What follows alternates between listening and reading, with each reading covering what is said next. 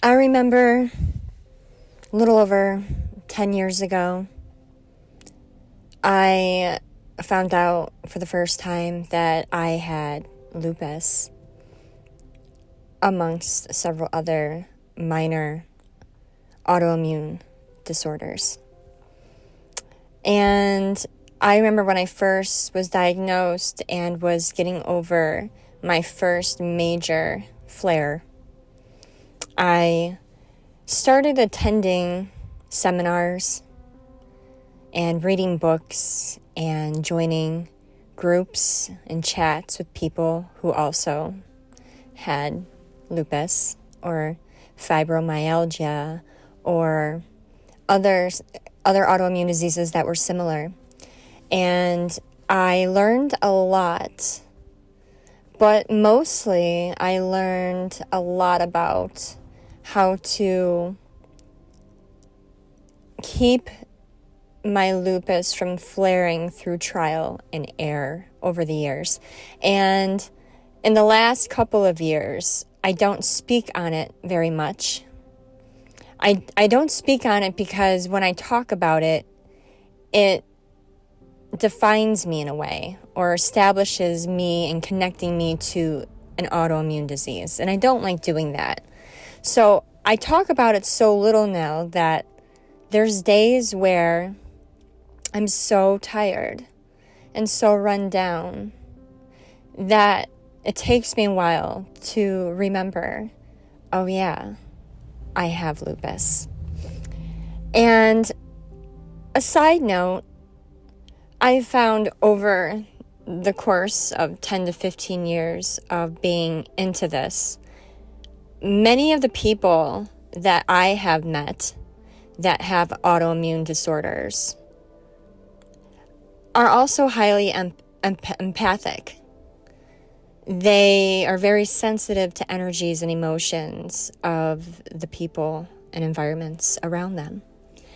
So after taking what I've learned about how to manage autoimmune diseases and how to keep it from flaring, and then connecting the empathic part of it, I definitely feel like there's a connection between taking on the energies of people around us and over-stimulating our senses, over-stressing our bodies, the heightened cortisol levels that say to your body, I'm stressed out.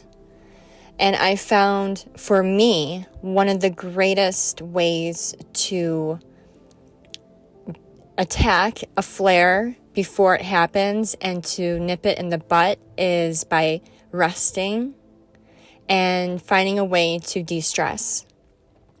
A lot of the same ways you would try to avoid a lupus flare are the same techniques and advice you would give to someone that's empathic or intuitive to cleanse their aura or to, stay away from energies. It's almost similar.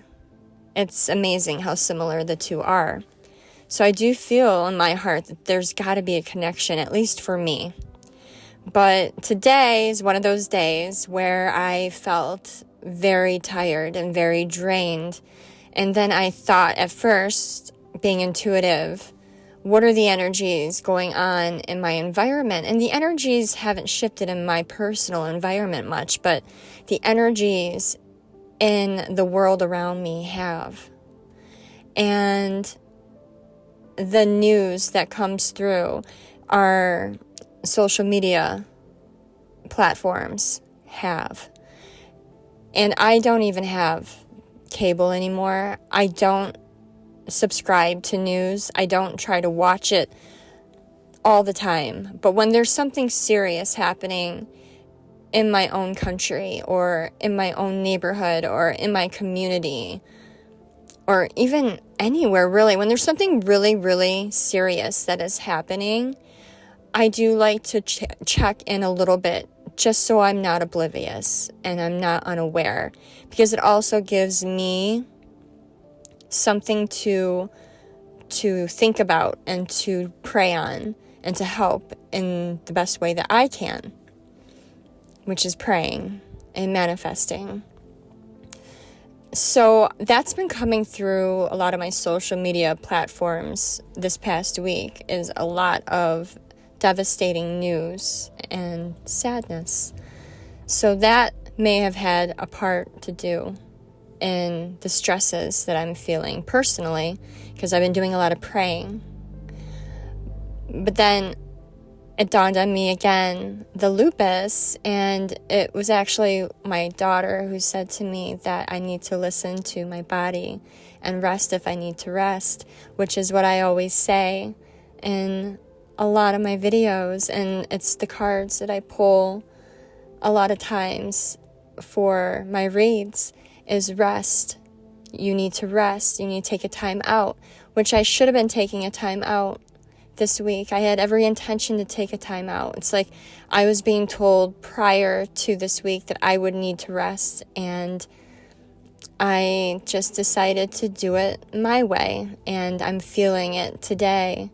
So just for you out there, if you're feeling tired or fatigued or worn down or run down, and you may be mentally exhausted, it's okay to rest. Everything that you need to take care of will be there tomorrow. Everything that I had to do today is still going to be there tomorrow. And if I just feel like someone needs to hear this other than myself, it's okay to take a time out. Take a breather. Focus on your health and your well-being, and continue to do the very best job you can with what you can right now. You have time to do whatever it is that your mind is set on. There's no deadline. There's no pressure. And I know you're going to say, but I do have pressures. The world is pressuring me. My job is pressuring me. My family is pressuring me. My school is pressuring me. But at the end of the day, your health and your ability to sustain yourself and be here far succeeds any other obligation you have, because without you, those things don't get fulfilled. So you need to focus on you and resting at this time, just like I need to focus on me and resting as well. And let me tell you, after taking a little bit of time to myself today, of course, after some of my very important motherly obligations were finished, I took my rest, and after taking that rest and just letting myself be, I do feel actually a lot better. I feel more clear-minded and less tension.